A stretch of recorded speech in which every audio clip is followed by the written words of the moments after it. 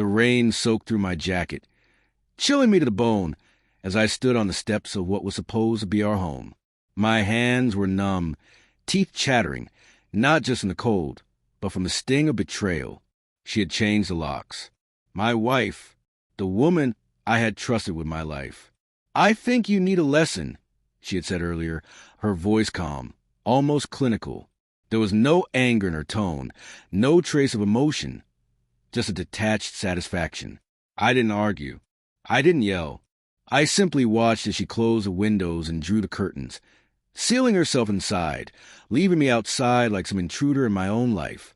I could feel the humiliation mix with a strange sense of clarity. All the late nights, the sacrifices, the love I had given, it had meant nothing to her. And yet, I stayed silent, letting the rain wash over me as if it could cleanse the shock from my mind. My chest tightened with every heartbeat. Then the sound of tires splashing through puddles caught my attention. A black SUV glided up to the curb, water beating off its polished surface. The door opened, and out stepped my bodyguard, calm, composed, ready. I hadn't called him.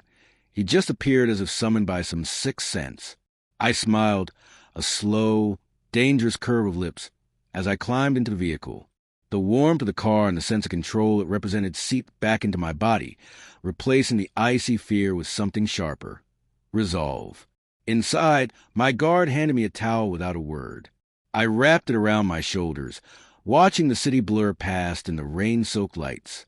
Thoughts raced. I had trusted her completely, allowed her into the deepest corners of my life, my finances, and my heart. And what had I gotten in return? A lesson, a punishment, a betrayal that stung worse than any insult. The SUV moved silently, deliberately, carrying me toward possibilities I hadn't considered before. My mind flashed back to the subtle signs I had ignored, late-night texts, whispers on the phone, unexplained absences. Every doubt I had brushed aside now screamed in my ears, each one a clue that had been there all along. She had chosen to humiliate me publicly, to stake her claim on dominance in our marriage. Perhaps she thought this would break me. Perhaps she imagined I would beg to come back inside. But she underestimated one thing. I had patience, resources, and what she could never match. As the SUV glided through the streets, I felt a surge of power building inside me. I could see the trajectory clearly now. This wasn't just about locks or rain-soaked humiliation. It was about reclaiming the respect and control that she had tried to strip from me.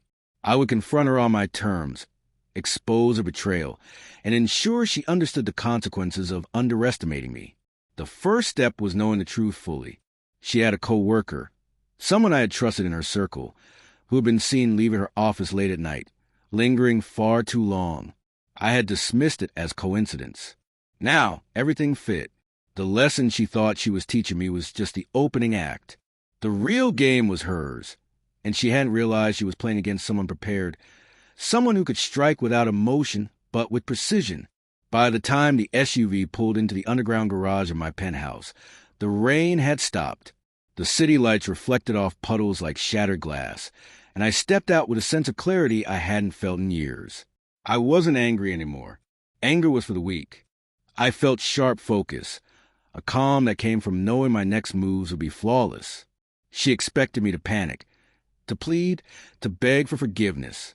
She expected tears, desperation, weakness. But I had learned something in the rain. Standing outside her cold, closed home, weakness is a gift betrayed can never give.